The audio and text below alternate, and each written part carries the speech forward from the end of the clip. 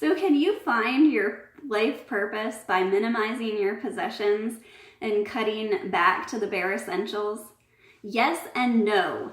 No, because your life purpose is just a concept that we like to make. We like to think that our lives are pretty little packages and we want to have them all wrapped up perfect and tie a bow on them.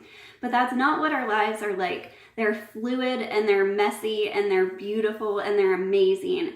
And our life may have more than one purpose, or it may have no purpose.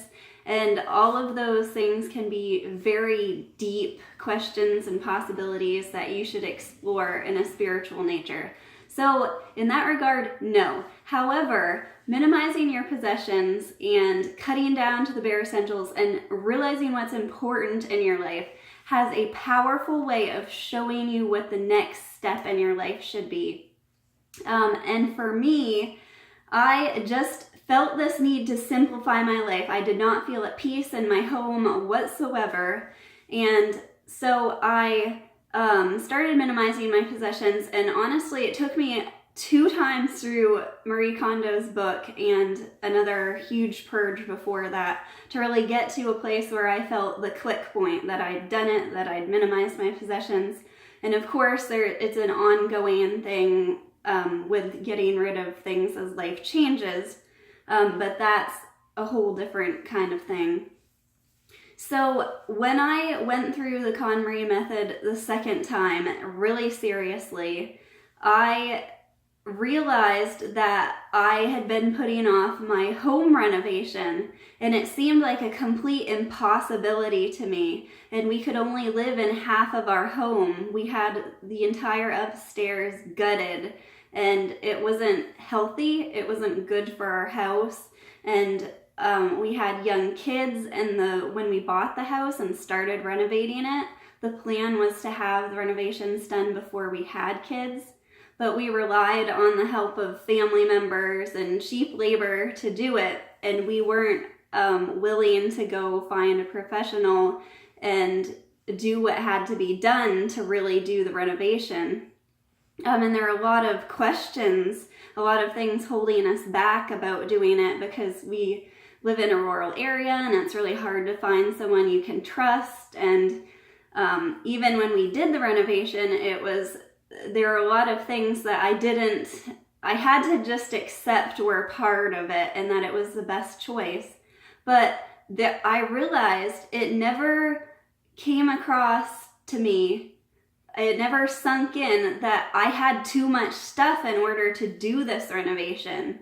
I realized because of our life situation and the layout of the house and where our jobs were, that we couldn't actually find someplace else to live. So we had to live in the house while they renovated it, which meant living in our kitchen and dining room with 2 kids and a dog. It actually ended up taking 2 months. And there was no way I could have done that if I hadn't gotten rid of 60-70% of our possessions. We were able to take all the furniture that we had saved and that had been given to us that we weren't willing to get rid of, put it in the garage, and everything fit in the garage, and we fit in the kitchen and the dining room with our king-size bed, and we did the renovation, and now our house looks amazing, and the kids each have their own bedroom, and I just have this sense of peace in my home and this love for my home. And I had no idea when I was doing the decluttering that I needed to go find someone to hire to finish this renovation and have it done. I had thought about it as a possibility, but I wasn't ready to. And just the process of removing the distraction from my life, the stuff was a distraction from the action steps that I needed to be making. And this is a really deep lesson. Everything is a distraction to us. Everything is a distraction from who we really are, from what life really means. So many of our problems are distraction, gossip, buying too much, eating too much, any unhealthy behavior is a distraction. But it's more than that. If you really open your mind and you watch yourself, day to day, minute to minute, it's almost impossible. We want to always be thinking about something. We want to always be entertained. The internet is just this amazing tool to keep our minds going all the time. And it's a beautiful tool for connection. But unless we take the time to step away and give ourselves the space to find our purpose, to be intentional and use it as a tool, it uses us.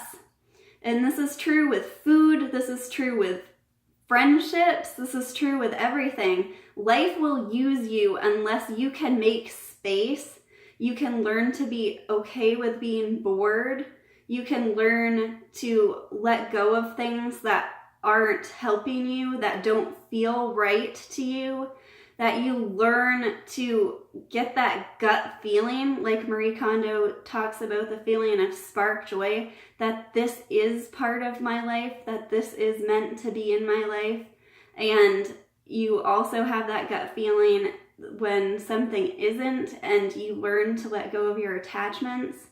Just this in an exercise of getting rid of things in your house, it seems so overwhelming to people who have a lot of clutter, who really need to be getting rid of 9/10 of their possessions or more. It seems so overwhelming to them. But when you think about the journey of your life, when you think about what life is really about, it's almost like a practice. It's like kindergarten for learning how to progress, and it's the first step you need to take. And so, of course, on a practical level, all of our stuff, just being in our home where we spend most of our time, looking around at our stuff, moving our stuff, taking care of our stuff, trying to clean around our stuff, it's all a distraction. And if you can get rid of that and give yourself at least the physical space to let your mind be quiet, it's amazing the things that can happen. And so there's a lot of talk about life purpose, and there's a lot of people who want to sell you ways to find your life purpose. But really all it's about is listening to your gut feeling and learning what intuitively, like kind of training the intuition, cultivating the intuition to know what the next big step is, and to have the bravery to take it, and to have the bravery to let go of the things that are keeping you from taking the next step, to jump into the unknown, to let go of your fears. And for me, I'm not a very social person, and this meant having carpenters, plumbers, electricians walk into my house while I'm nursing a baby all hours through the day, having to get up at 6 a.m. and have everything ready because they showed up at 7 o'clock before the rest of my family was up, and which at the time I wasn't very happy about doing. And it meant having the house, I had to lose some of the old features of the house. We found out that structurally we couldn't keep our balcony on the stairs, and I had to just let go of that. We had to build a wall to replace it because they had, back in the 1860s, they had cut out stairwells, and they put a big entrance front door in front of it, and that's why when you see old houses collapsing, it's oftentimes right in that front door section. And so in our house, that was particularly severe, so we had to build that wall. And there are a lot of little things I had to give up. I really wanted my dad to hand make the trim for me, but because of his health and some of the changes that happened in the years, my dreams of him doing the house and doing it piecemeal and being able to do some of the work myself, that's not how life meant for it to be. But we were able to I was able to realize that. I was able to see what my options were at the time, and I was able to take the next right step instead of clinging to what my ideal was for it. And so that's just an example, and who knows what this means for you. If you feel pulled to watching these videos, if you feel pulled to reading Marie Kondo's book, something big is going to happen for you. And it may just be an internal spiritual journey. It may be that you're about to make some major realizations, or it may be that you're about to make a huge change in your relationship or your job, or who knows, but it will show you the next step. Don't think you have to have your life purpose written down in a journal, that you have to have everything put into words, because as I've heard before, there's only 5 vowel sounds and there's only 26 letters in the alphabet, and there's no way that we can convey the deep meaning of our life in those vowel and consonant sounds that our lips are capable of making, and those letters that are part of our language. There's no way that those can convey the true meaning of our life. So let go of the idea that you have to have a life purpose. Start to let go of the excess things in your life. Let go of the distractions and see where your life takes you. I hope this inspired you. Please leave a comment and like this video if you liked it. My YouTube channel is not getting very much attention, but I'm going to continue going on with it because this is for me. I want to learn to speak more confidently, and I'm passionate about the things that I talk about with you. So that's all for today. Bye.